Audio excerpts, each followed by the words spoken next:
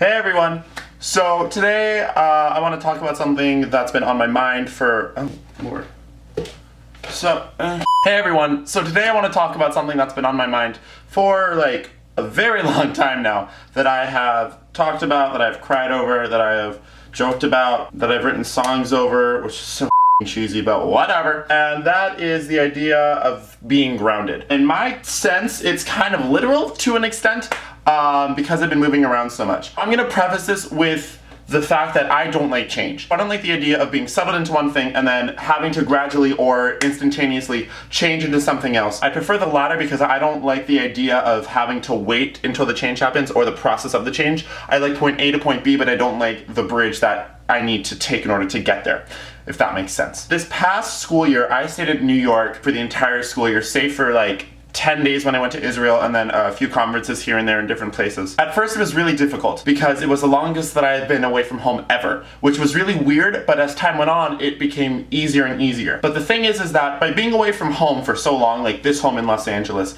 I started to associate my home with New York, and my home in Los Angeles started to become uprooted and I didn't really know where I belonged. So then what happened was, when I got accepted into the NYU Florence program, I called my mom and I told her that I was accepted, but I didn't really know if I wanted to go, because I wanted to be home for a while, since I hadn't been home for so long, so being home for 3 months. My mom said, no, you're gonna do this and you're gonna love it, and I knew she was right. So the issue is that I'm a very big homebody. I love being home. The way that my flights were worked out was I would fly home and be home that night, the next day, and then the day after I flew home from New York, I would fly to Florence. So I called my dad and we changed my flight so I would be home for a week. So I flew home, and it was very strange because when I came home the first week, as opposed to after Florence, nothing in here, nothing in my room felt like it was mine, you know? Because I had been away from this place for so long that I disassociated it from my house, or from my home. I knew it was still my house, but it wasn't my home. I saw a lot of my friends that I hadn't seen in 9 months. I saw a lot of places that I hadn't seen in 9 months, and I saw a lot of like things that reminded me of home that I hadn't seen in 9 months. Could have had a baby in this time. I didn't. I don't think. But it didn't feel like home to me. You know? It felt like a place that I slept and that I ate and that I drove around and that I went to see people in, but it wasn't my home. So after a week here, I flew to Florence, and when I was in Florence, that's when it like really hit me that I was home, but I wasn't. You know? Like when I was here, I didn't have time to settle, I didn't get back into the groove of things. I flew home and I immediately started prepping for my next journey. And it was scary because I didn't really think that I was going to feel this constant in a very long time. So then I was in Florence for 6 weeks. That started to feel like my home. I flew back here and I've been here for the past 6 weeks. Now that I've been here for so long, I've been really getting into the groove of things and it's been really nice. But I am flying to Paris. So on Monday, August 31st, I'm jumping on a plane for, I believe it's 11 hours, which is really f***ing long. But that's besides the point. And I'm gonna be in Paris for 4 months. Then I come back here for 6 weeks. Then I go back to New York for 4 months. And then I don't know what I'm doing next summer. I could be going to Amsterdam. I could be coming back here. I could be staying in New York. I could be going to upstate New York. There are so many things that I don't feel grounded at all. And it's a very scary feeling to not feel like you belong somewhere. Because when you feel like you don't belong anywhere, it feels like that you're just kind of floating. And I feel like I'm just constantly couch surfing for long increments of time. But at the same time, it's kind of just like being an adult, you know? I had a conversation with my parents about this a few nights ago. I was talking to my mom and I just suddenly burst into tears. I thought I came to the conclusion that I didn't want to go to Paris and I'd rather go to New York because I know New York and I'm used to New York, and New York is a constant for me.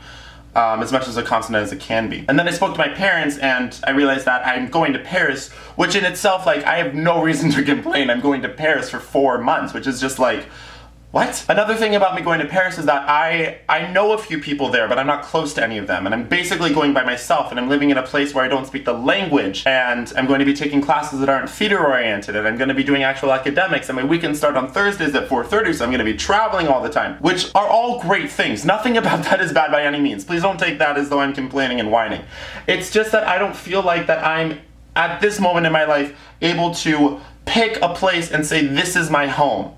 Because Los Angeles is my home and New York is my home. I don't have like a situated place. Like I'm here I live in my house. Well, the other thing is that, and this kind of adds to it, I guess, in the 11th grade for Hanukkah, my sister's Hanukkah gift was my old room, and my Hanukkah gift was the guest house, which is now my room, which is where I live, which is where this is right now. So I moved out here. It's like still in my house, but it's like not in the main house. You have to like go to the backyard to get to it. And something that I've been noticing a lot, and that really bothers me, is that car just got full, had to transfer that and put it on, so we're gonna continue. If that's why it looks different, that's why. So anyways, a lot of people still call this room the guest house, and it doesn't feel like my room at all because it's not referred to as my room. People don't identify this space as my room, even though it is, I think.